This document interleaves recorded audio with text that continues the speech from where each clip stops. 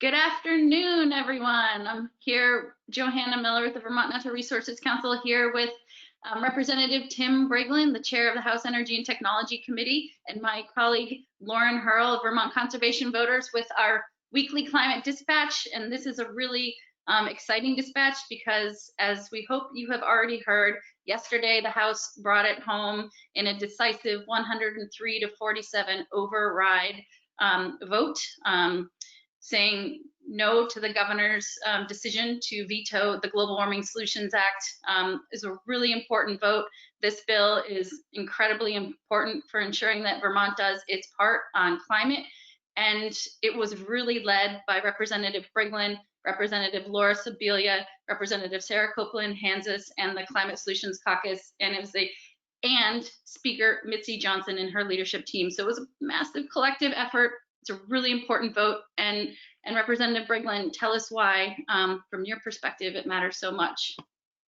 Hey, thanks for inviting me. It's great to be here with you, Joey and Lauren. This bill is really important because I think we all know that Vermont has really been, kind of in the back of the pack as far as states in the Northeast in terms of reducing greenhouse gas emissions, in terms of preparing for climate change and resiliency as a state. We have looked at what other states have done and what has worked in terms of planning and strategizing as to how to crack this nut in terms of emissions reduction, in terms of building resiliency. And frankly, it's not complicated. It comes down to having a strategy, planning and executing that plan.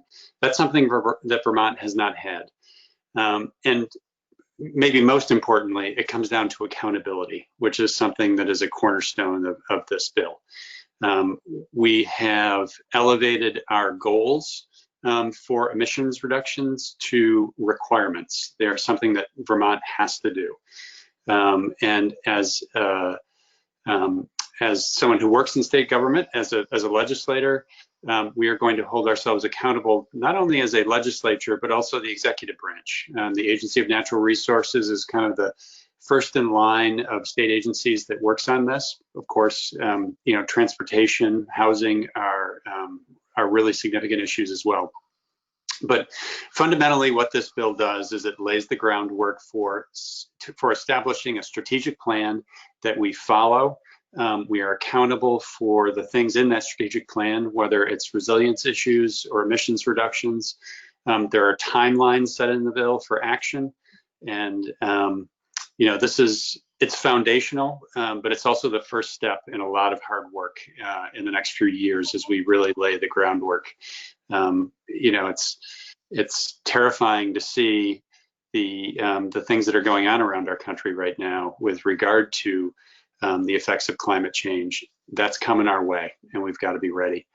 So we were really excited with the strong vote we had yesterday in the House of Democrats, progressives, independents were critical in getting those 103 votes. I want to call out my vice chair on my committee, Laura Sibilia, who's an independent from Dover. Her part of the state has been particularly hard hit by climate issues in recent years. And there were a number of other independents as well who supported this bill, Barbara Murphy and Peter Reed, Kelly Bajala also. So it was a great effort. And now we're kind of moving on to the Senate, probably in the next few days. I think it's going to be next week, mid next week, that the Senate is going to vote on an override. And I guess I'll throw it over to Lauren because you've been working hard on that, and we're hopeful for a strong vote there next week as well. So thank you both for all the work you're doing, and for folks who are listening out there, really appreciate people's efforts in communicating with their state reps and senators on this issue. So thank you. Yeah, thanks so much, Tim.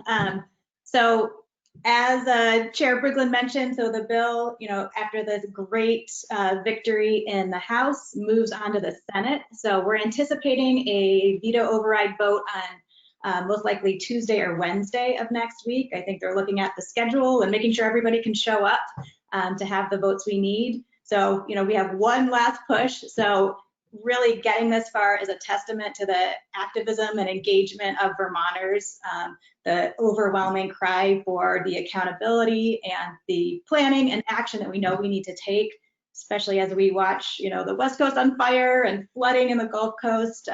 We need to be prepared and planning and doing our part on climate. We all know that. So one last call to your senators, send them an email, make a phone call, let them know you're watching and want them to vote to override this veto next week. Together, let's raise our voices, let's get this over the finish line. And then, as Chair Briglin said, then the hard work begins of actually implementing the policy and doing it well.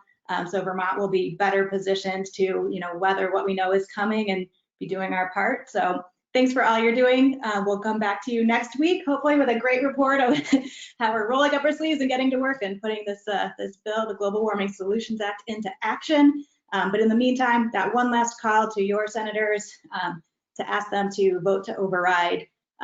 Thank you again, Chair Briglin, for your leadership on this. It really wouldn't have happened without you and so many colleagues in the House that have worked incredibly hard, but we so appreciate it. And thanks for joining us today, everyone. And we'll be back with you next week.